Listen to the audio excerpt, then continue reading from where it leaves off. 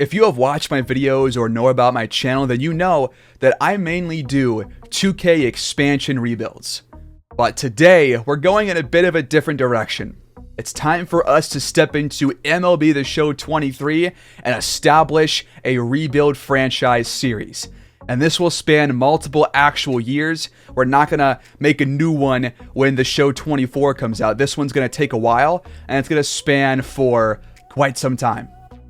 So what teams are there that are really good teams to take? My top pick as of right now is the Tigers, and here's why. They are my favorite team. They are also terrible. They are one of the worst teams in the entire league, and they have an average to below average budget, and there's really not a whole lot to be excited about in Detroit except for a couple of players. So you have them, you have other teams like the Royals, you've got the Athletics, maybe the Angels too if you really want to do that, but the A's are probably the toughest one to do. You've also got the Marlins down here, but they're actually, building up a team over there. You've got the Nationals, who are god-awful ever since they won the World Series. You've got the Reds, who aren't very good in a lot of places. There's the Pirates, maybe one of the top options to also take over. So you have a couple of options. The Rockies are there too. And I think for this series, we need to go into a city that has not had success in quite some time. And that's going to be the Detroit Tigers. And we will start this season on opening day, because spring training in real life has just happened. It's just wrapped up, and opening day is only a couple days away in real life, and we're going to start at the same point as in real life as well. And from here on out, things are going to be very different from what you might expect in real life. I imagine things are going to go awry, things are going to go wrong to start, and we're going to go from there, because look at this team. This team really does not have a lot of positives going for it. Your bottom 10 and over half of position players on your team, in fact, in your entire roster overall across the minors too. Starting pitching is probably the biggest plus of this roster, because you have Tarek Skubal, who has really come into his own the last couple of seasons. The Tigers brought in Michael Lorenzen. We bring back Spencer Turnbull. There's also Alex Lange, who was brought in, or Lange, not sure how to pronounce that. But then the hitters, the position players, are really where things are just not very good. Eric Haas is our best batter at 77 overall, and he's 30 years old. And he's coming off a year where he hit 254, struck out just below 100 times. And he was one of our better batters with a 254 average, slugging actually pretty solid at 443. But I still have to get more familiar with what everything means in baseball, because to be honest, I know more about the Tigers than about any other team by a long shot. But elsewhere, you have Jonathan Scope at second base, another guy who hit, pretty poorly last year, only 202 after a couple of nice years in a row, especially when he first came here. But last year was a year to forget for him. There's also Javier Baez, who was a pretty major signing for the Tigers in the previous offseason, but he was not very good either. Only a 238 average, slugging below what you would expect from him, and he struck out 147 times, which honestly is kind of what you should expect from a guy like Javier Baez. He's either going to give you a home run, extra base hit, or a strikeout. That's pretty much what you get out of him. There's also starting pitchers Eduardo Rodriguez, who left the team midway through the season last year. There's also Matt Manning, Casey Mize, who has been one of the promising young pitchers in the organization, and last year he really did not get a chance to play because of an injury. But before that, when he did play, he started 30 games, went 7-9, but had an ERA below 4 and a WHIP at 1.14. So he was pretty decent, had 12 quality starts and 1 complete game. So I think you hope to get a similar year like that if he stays healthy in 2023. There's also Matthew Boyd, who's a starter, but I think I might move him to a long relief spot. But last year, he played in Seattle after being in Detroit for quite some time. and he barely played, only 10 games, but he won 2 of them at a 1.35 ERA, but only had 13 total innings pitched, so a really small sample size. Before that, he was fairly spotty, not really consistent, and so I think he's better as a long reliever instead of as a starter. So that's where Boyd will be. There's also Joey Wentz, who has kind of floated between AAA and the majors for the Tigers, and last year, he started 7 games, went 2-2, had a 3.03 ERA, 1.1 WHIP, and had 1 quality start. So honestly, pretty solid for the 32 innings that he pitched. So he might start as a long reliever and might come into his own as a starter eventually. But the rest of the team is not very good whatsoever. For the rest of our major league roster, there's Kerry Carpenter, who played quite a bit last year after the Tigers were already pretty bad, and actually batted fairly well. So he's another one of those up-and-coming young players that we might look to maybe be part of the future of this team. So we're going to give him plenty of playing time. There's also Austin Meadows, who was traded for last season. There's Akil Baddoo, who was a Rule 5 draft pickup a couple years back, but is really coming off a down year after a promising rookie campaign.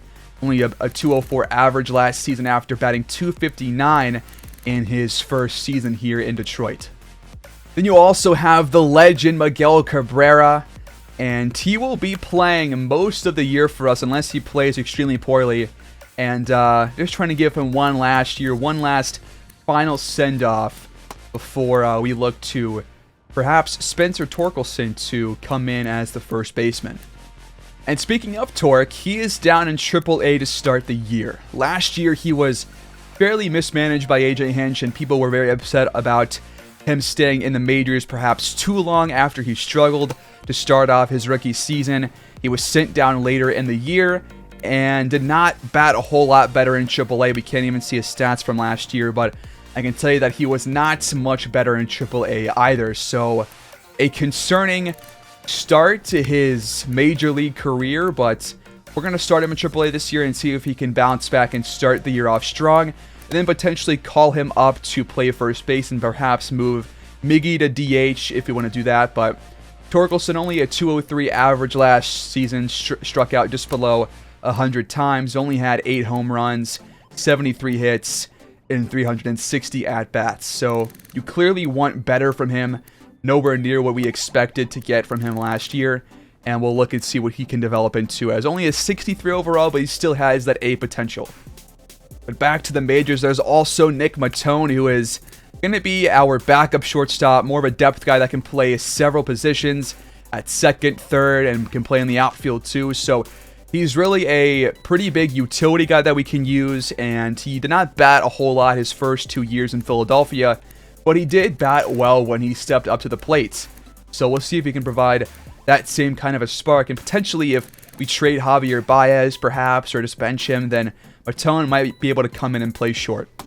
Now we also have Matt Verling. I don't really know much about him, but he does have nice contact against lefties. His power is not very good, but he is a good guy to bat against lefties, especially if you're looking for a contact hitter. And he also spent his first 2 years in Philadelphia and batted pretty well actually for what he was given the opportunity to do. So 246 last year in his most productive season, at least in terms of, the amount of pitches that he got, the amount of at-bats he got. And before that, 324 average in his rookie year, so you get a better sample size in his second season, and he wasn't too bad. But then you have one of my favorite players in the entire organization, one of the most exciting ones too. It's Riley Green, who is also best friends with Torkelson. So if we can get those two guys to develop at the same rate and potentially into the majors as, go-ahead starters day in, day out in a couple of seasons, then this could be a really strong dynamic duo. He's also kind of like Verling, where he's a really good lefty hitter, and he's also a pretty good fielder too. He had a couple of really nice diving grabs in real life in his rookie season, and he also batted .253, struck out quite a bit, but had 5 home runs, plenty of extra base hits, and 95 total hits. He was actually pretty damn solid. Slugging, disappointing, but he's not really a power guy, so you don't really expect that from him. So we're going to see what he can do in his second season coming off a pretty solid rookie campaign. He still has the A potential, 67 overall, and can play all spots in the outfield, but we're going to keep him at center to start the season. So we do have more depth guys and more relievers like Jake Rogers and Jason Foley, Ryan Creedler, who actually is, I think, the only third baseman we have on the roster, so he might actually play at third, but we'll see about that. Had a small sample size in terms of hitting last year towards the end of it, and really did not hit it well whatsoever. But again, not really many opportunities for him. Also got Ronny Garcia, Parker Meadows, who is on our Major League roster, but might have to move him down to AAA. And I did already move Tyler Alexander to waivers because he was on the 40-man roster, and I think I want Torque to be on the 40-man, just in case we feel like calling him up to the majors, and it just makes it easier for us to move him up and down as we see fit. So for our highlighted players in our AAA roster, the first guy here is Bo Brisky. I think that's how you say it, but he's a guy that is a starting pitcher, has pretty solid stamina, has got really good velocity, solid break, needs work in, hit per 9, K per 9, walk per 9, but velocity and break are at good spots to start his career. And last year, he got some playing time in the majors too. Had 15 total starts, went 3-6, 81 total innings pitched, gave up 73 total hits, 14 home runs, 4.19 ERA, and a 1.2 WHIP. So I think it makes sense to start him as a AAA player, but he definitely has the potential to come up to the majors if that is a move that we can make. There's also Alex Fado, who played last year as well, and he had a 5.53 ERA and 12 starts by our 1.64 WHIP, so definitely not a major league caliber player at this point in his career. We'll see if he even gets there, but we talked about Torkelson, so we'll add him to our 40-man. I think he already is on there. Yes, he is, and so we can move him around as we see fit. But nobody else has really caught my eye down here. Garrett Hill, I believe, played for us last year. Yes, he did. He actually started 8 games and also played in some relief efforts as well, but wasn't too spectacular. Not terrible, though. And so that's kind of your highlights for the AAA roster. People don't like Zach Short. They think that he's been kind of a disappointing player. In fact, has not hit well when he's played up in the majors, and can't see his AAA stats from the previous seasons, but again, he's not very good.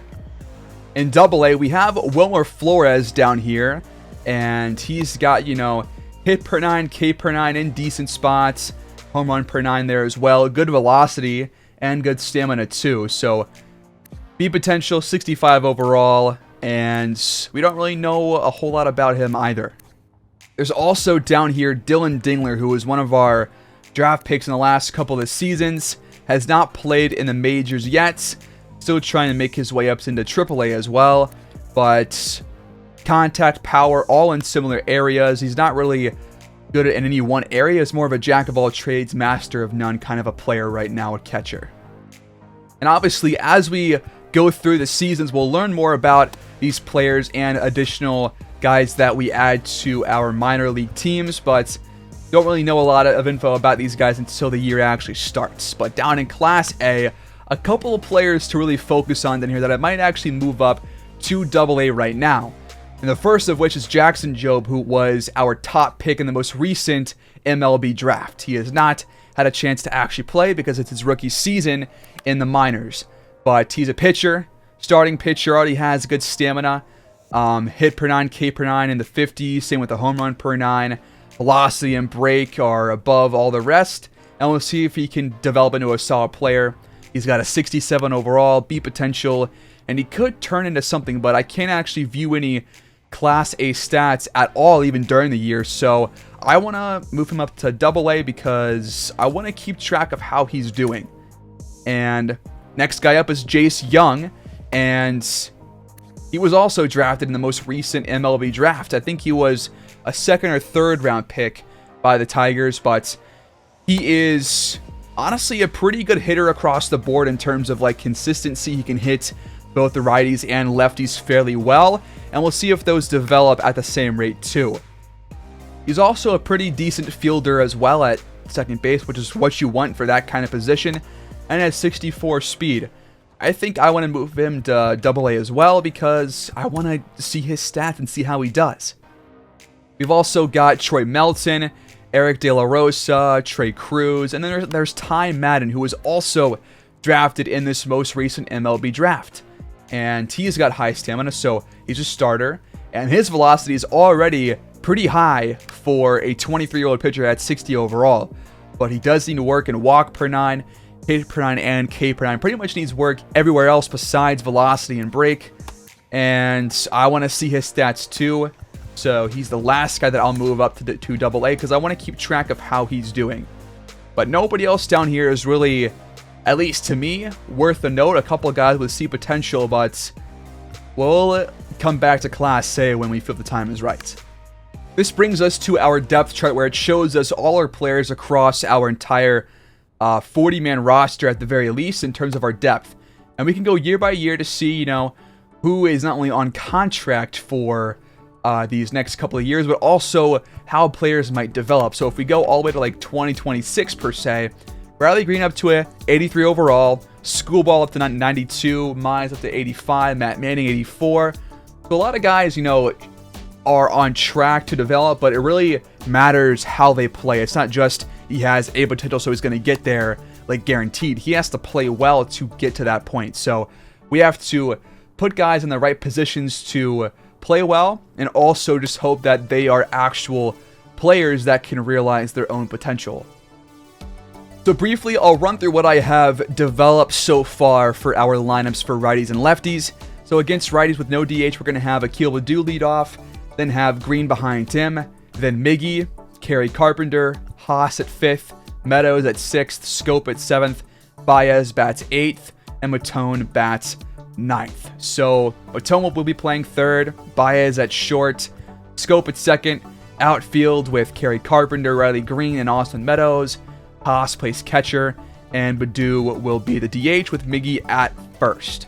Then for lefty pitchers, Baez will lead off, then we'll have Riley Green bat 2nd again.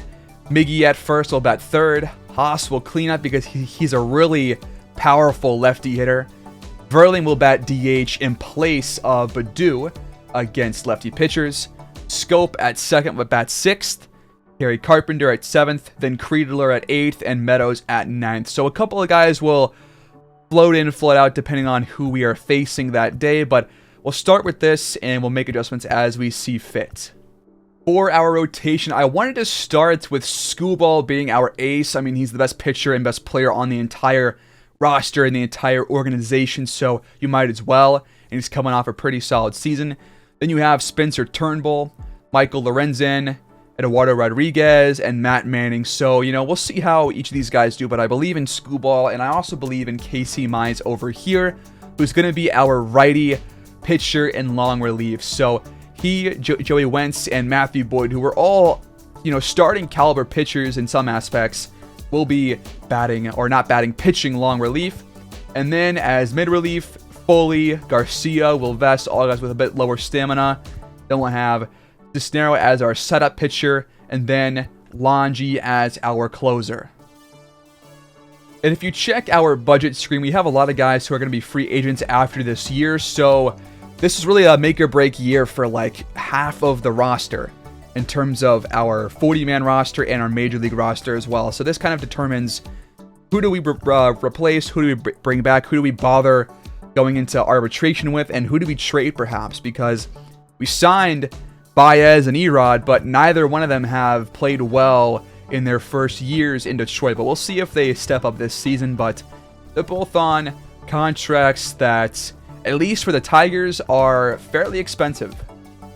And finally, here we have our coaching staff. So this shows our manager, our hitting coach, our pitching coach, first and third base coaches, and our farm director. So here's who we all have. Hinch obviously is the current manager, and we'll see how he does this year. I'm not going to make any changes to our staff right now, but we could use improvements perhaps in the coaching staff, but we'll see how we do this year. and we'll probably make some more changes as the year goes on and as we come to the next off season. So we don't really have the best coaching staff, but I think it's better than a couple of different teams at the very least.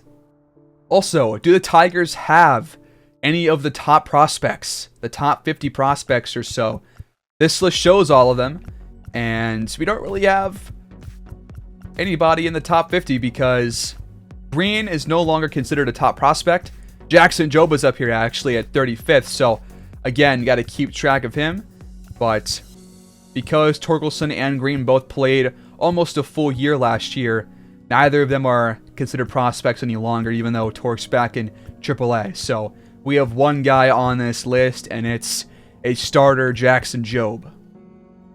By the way, here's the breakdown of how this series will likely work. So for all opening days, all starts of the season, we're going to focus on the opening day game and the opening series of the season just for the first episode of those seasons. Then, during the meat of each season, we're going to start doing probably an entire month per video. You know, there's a little bit of a mix and matching there, so we'll have player lock games in the majors, the minors. We'll summarize a couple of games during that month, and we'll get in some critical situations too. So, going to be a mix of a couple of different things. We'll go month by month per episode. Then once we get towards the postseason, like probably around September and October, is when things might slow down for the last 2 or so episodes and be more focused to actual gameplay, probably for the last couple of series of each season. And then once we reach the postseason, if we ever do, then we will just go, a couple of games per episode per round for that. So that's kind of how that'll go. Off seasons will be just one episode, obviously. So that is kind of the game plan on how I'm going to format this series. One more thing about this Tigers team is that we were, 77 and 85 2 years ago, and we brought in Javier Baez, we brought in Erod, Torque and Green were going to get their first chances up in the majors, and then we just completely fell apart.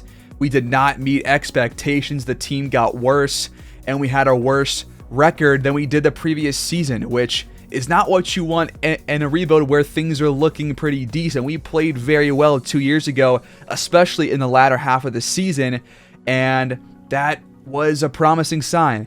But in this last year, we just did not play well, had only 66 wins, and so the point of the series is to escape the rebuild. We're trying to get out of the rebuild, we're trying to finish it, and we're trying to turn this team, this franchise, into a dynasty.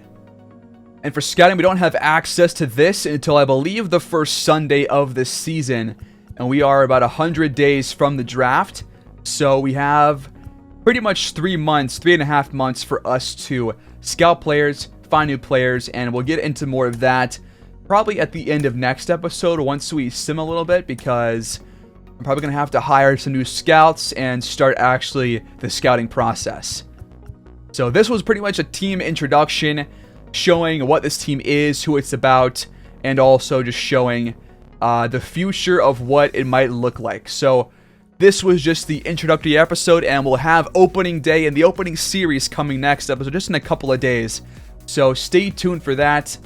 But once again, this Tiger team is bad. It's going to be a rebuild. It's going to take a while for us to do. So we're going to go through as many years as we feasibly can and try and develop this team into something special.